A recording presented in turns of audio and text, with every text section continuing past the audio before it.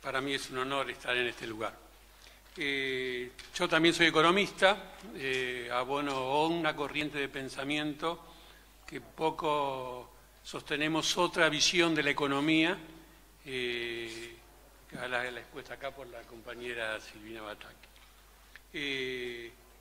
Asistimos, el país o el mundo asiste al fin de un proceso de concentración de la riqueza, fruto del neoliberalismo, fruto de la financiarización de la economía. Si nosotros queremos salir hacia adelante, debemos dejar este tipo de economía y pasar a una economía monetaria de producción. Yo quiero hacer referencia a cómo funciona el dinero en la economía, porque nosotros estamos... uno de los grandes aciertos del neoliberalismo es haber instalado en el común de la gente premisas que no se corresponden con la realidad de cómo funciona el dinero. Los gastos por una identidad contable son iguales a los ingresos de otro sector. Todo lo que nosotros gastamos, otro lo recibe. Cuando el Estado gasta, por contrapartida, el ingreso lo reciben la familia, las empresas o los bancos, o sea, los otros sectores de la economía. Eso es por una identidad contable. Nosotros asistimos de que es normal hablar del equilibrio fiscal y las cuentas en orden. ¿Qué implica el equilibrio fiscal? Que el Estado gaste menos en salud para que haya más medicina privada. O sea, que el Estado gaste menos en escuelas para que los privados puedan invertir en educación privada. Que haya menos salud para que los privados tengamos que ir a la medicina prepaga. Esa es la concepción del neoliberalismo. Cuanto menos gasta el Estado, hay más campo de acción para los privados. Así se ha manejado el tema de la mentira del equilibrio fiscal. ¿De dónde surge que el equilibrio fiscal es bueno para la economía? El Banco Mundial, en una reunión que hicieron hace unos años en Londres, en una mesa dijeron hay que ponerle un límite al gasto de los gobiernos y decidieron fijar el límite del 3% del Producto Bruto como límite para el gasto público. Y lo decidieron en una mesa, una reunión de economistas sin ningún acervo técnico. Uno dijo al 5, no, pongamos un poco menos, démosle un poco de margen. Y terminaron con fijar el límite del gasto público en el 3%. La crisis del COVID ha puesto en evidencia que la restricción al gasto público de los estados era una mentira neoliberal. Cuando la crisis afecta a las naciones desarrolladas, ¿qué hicieron? Olvidémonos del límite del gasto público y emitamos todo el dinero necesario para fortalecer el empleo, para ayudar a la gente que se queda sin trabajo. O sea, se puso en evidencia de que si para hacer frente a la crisis del COVID se podía gastar sin límite, ¿por qué no podíamos gastar sin límite para hacer frente al desempleo? O sea, no había ninguna razón, era simplemente una razón económica a los efectos de tener a los países controlados vía el endeudamiento. Pero todos los países siguen los dictámenes del Fondo Monetario Internacional o del Banco Mundial. No. O sea, los países dependientes, normalmente los países que no ejercen su soberanía monetaria. Los países que tienen soberanía monetaria son aquellos que pueden emitir dinero para movilizar sus recursos productivos. Nosotros somos un país que tenemos soberanía monetaria que no ejercemos. El neoliberalismo impuso en las sociedades, inclusive en los economistas de nuestro propio espacio, en la opinión pública, que para poder gastar el Estado debía tomar deuda y no se podía financiar directamente desde el Tesoro. Y no solo eso, sino que debía endeudarse en el extranjero, endeudarse en una moneda que no emitía. El Estado siempre es solvente cuando se endeuda en la moneda que emite, porque cuando llega el vencimiento, si no tiene el dinero, lo crea y paga. Hoy el dinero moderno es un asiento contable en un teclado de una computadora, o sea, el dinero es virtual prácticamente. O sea que el Estado nunca es insolvente en deudas en su propia moneda. ¿Por qué nos endeudamos en moneda extranjera? ¿Por qué Vidal toma en la provincia de Buenos Aires 9.000 millones de dólares de deuda que Axel está arregló en el día de ayer? ¿O por qué Larreta toma también 8.000 millones de dólares en deuda extranjera si los sueldos que pagan son en pesos, si los gastos que hace son en pesos, todos sus gastos son en pesos y toma deuda en dólares?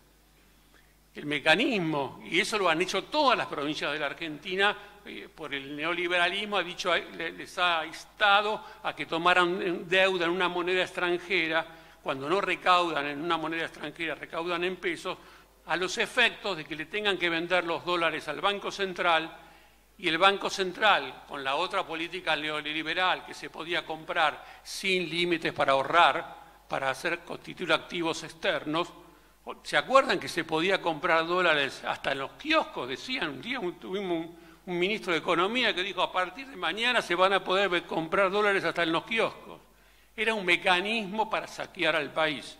O sea, te tomás deuda en una moneda extranjera para que los sectores concentrados de la economía puedan ahorrar en la moneda extranjera, constituir activos en el exterior, porque eran de constitución libre, se podían comprar hasta 5 millones de dólares por mes, y terminamos con una fuga de 90.000 millones de dólares. Este proceso de endeudamiento y fuga viene de hace muchos años. Nosotros, al no poder poner restricciones a la compra de dólares para el ahorro o para constitución de activos externos, también lo padecimos en nuestro gobierno. En el gobierno de Cristina también se nos fugaron 17.000 millones de dólares. O sea, recién ahora que la sociedad toma conciencia de que la constitución de activos externos, comprar dólares para ahorro, es pernicioso para toda la sociedad, recién ahora estamos tomando conciencia de que eso hay que evitarlo. Nosotros durante el gobierno no lo hicimos, se podían comprar 2 millones de dólares por mes. O sea, esa restricción no se origina, la origina la crisis que después del préstamo de los 50.000 millones de dólares que tomamos con el fondo, que se acabaron los dólares, ya no había ninguna posibilidad de seguir endeudándose y entonces se tuvo que poner la restricción. Pero el proceso de endeudarse en una moneda que no emitimos es solamente a los efectos de poder fugarse. ¿Cómo salimos de esto? Porque hablamos del tema de la inflación en la Argentina y no todos los países operan de esta misma manera. Nosotros a veces seguimos ejemplos de países como Australia, como Canadá, Nueva Zelanda, China, Japón. El Estado se financia todos sus gastos a través del Tesoro sin la intervención del sistema bancario.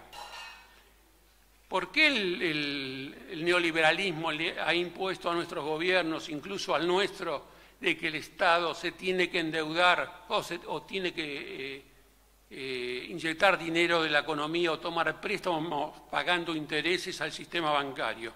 Esto porque el Fondo Monetario lo impone, porque responde a los intereses. Los bancos son afines a los intereses, el Fondo Monetario se interesa afines a los intereses de los bancos. Canadá tiene prohibido por ley que todo su gobierno, tanto nacional, o las provincias o los municipios, se financian con el sistema bancario, lo hacen directamente con el Estado. Lo mismo hace Australia y lo mismo hace Japón. Japón emite todos los años el 30% de su PBI para generar el pleno empleo. El objetivo de la política monetaria debe ser el pleno empleo, no el equilibrio fiscal. Es una mentira neoliberal que el equilibrio fiscal no es ni malo ni bueno para la economía, es un resultado contable. El Estado primero gasta y después recauda a través de los impuestos. La diferencia es un saldo que se debe medir en bienestar de la población. ¿Este saldo presupuestario es bueno o es malo para la población? ¿Gasté lo suficiente para que todos los trabajadores tengan empleo? La pobreza es un símbolo de que el Estado no gastó lo suficiente para incentivar a que el sector privado contrate a todos los trabajadores disponibles. El objetivo de la política monetaria y la política fiscal debe ser el pleno empleo. Y el pleno empleo es el único camino para terminar con la pobreza. Cuando la gente tiene trabajo, puede tener salud, puede acceder a la educación, puede tener conexión a Internet, y ese es el objetivo de la política económica, el pleno empleo. Y el Estado debe gastar todo lo necesario para que todas las personas tengan trabajo. La moneda es un recurso para movilizar los recursos productivos del país. Un país, porque después me voy a referir a la inflación, un país que podemos plantar árboles, que podemos construir 1 millón de viviendas, que le podemos generar trabajo a toda la población con el gasto del Estado. O sea, existen, como bien decía Silvina, cientos o miles de proyectos productivos en las provincias, en los municipios. Hay que ponerlos en marcha, en función de las necesidades de la población. Y el Estado debe inyectar el dinero necesario para que todo el mundo tenga trabajo.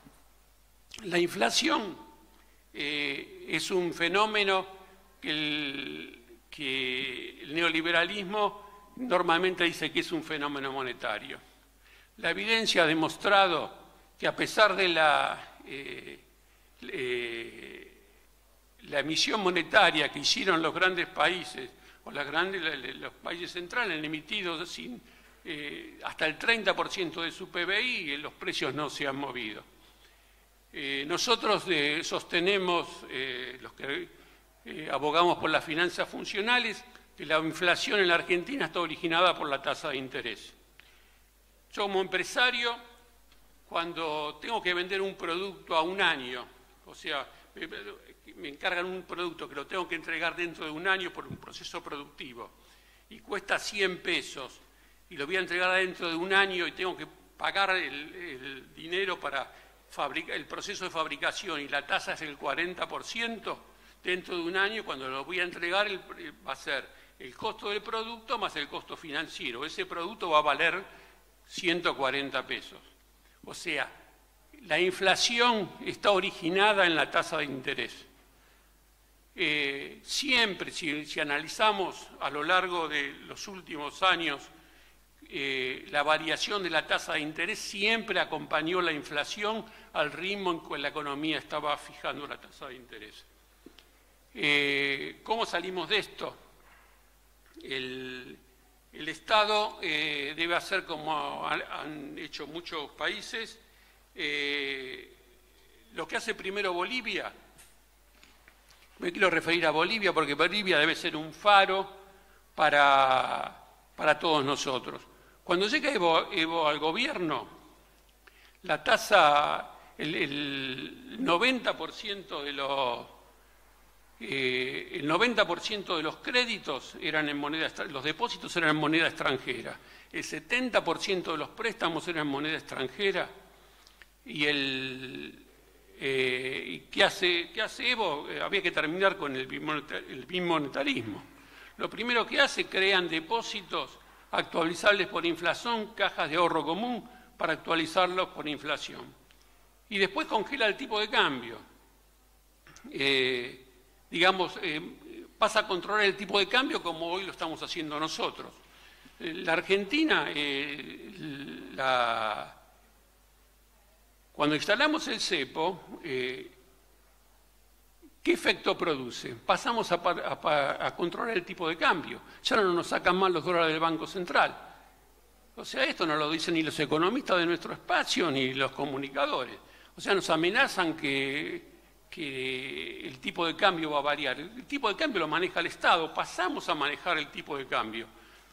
Ferrer decía que para iniciar un proceso de desarrollo, La Argentina debía tener dos posibilidades o dos condiciones imprescindibles: manejar el tipo de cambio y manejar la tasa de interés. Nosotros hoy manejamos el tipo de cambio porque ya no nos hacen más corrida bancaria. 2 años no nos hicieron ninguna corrida bancaria, no porque no quieran, porque si no, no tienen el instrumento, no nos pueden sacar los dólares del Banco Central.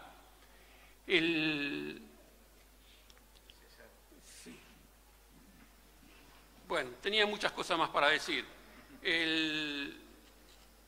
Nosotros, el Estado, el gobierno debe pasar a fijar los depósitos en el 100%, fijar y hacerse cargo de todos los depósitos, del encaje bancario al 100%, dar préstamos a tasa cero, terminar con la tasa de las LELIQ, el 38, el 40%, que es lo que origina la inflación. Que es lo que hizo Evo. Esto no estamos inventando nada nuevo, y empezar a dar préstamos a la economía a tasa cero. Tasa cero para vivienda, tasa cero para la producción. Terminemos con las tasas subsidiadas y terminemos con la renta básica universal a los sectores concentrados de la economía. La tasa de interés es una transferencia de ingresos a los sectores que tienen dinero.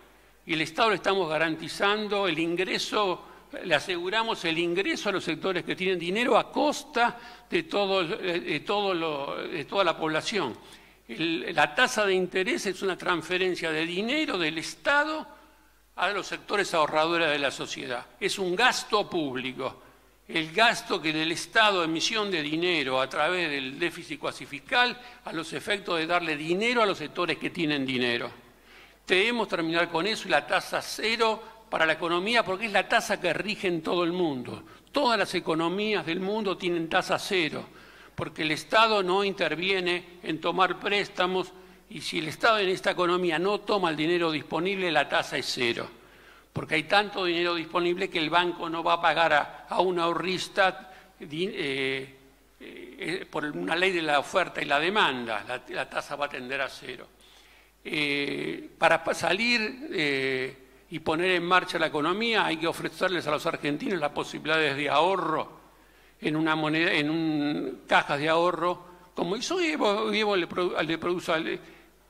hizo cajas de ahorros para el sistema financiero a cero actualizables por la inflación, y a la población, al ahorrista común, al trabajador, le pagó 7% por arriba la depreciación de la moneda. La gente dejó de ahorrar en dólares porque era más rentable ahorrar en bolivianos, y empezaron a venderle los dólares al Banco Central a los efectos de poder ganaba más dinero que tener un ahorro con un tipo de cambio estable a lo largo del tiempo. Bueno, puedo seguir hablando. No. Bueno, Bruno, 5 minutos habías. En 5 minutos. Hola a todos. Yo quiero complementar. Te quedaste con ganas, pero lo sé. El año pasado escribimos un montón, los dos juntos, y yo lo que quería transmitir desde el Bolívar es exactamente la conclusión que sacamos con todo esto, que es mucha, y que es una propuesta a los compañeros del trabajo, los sindicatos, porque estamos encarando en este periodo electoral una programación de los sectores estratégicos y dinámicos de la economía. No es verdad que sin Estado se pueda hacer nación. Eso de achicar el Estado, desagrandar la nación, lo tienen metido en el subconsciente casi toda la República, todos los habitantes, y es lo contrario. Necesitamos el Estado para el desarrollo. No hay ninguna experiencia de país que se haya desarrollado sin el Estado. Entonces, desde el punto de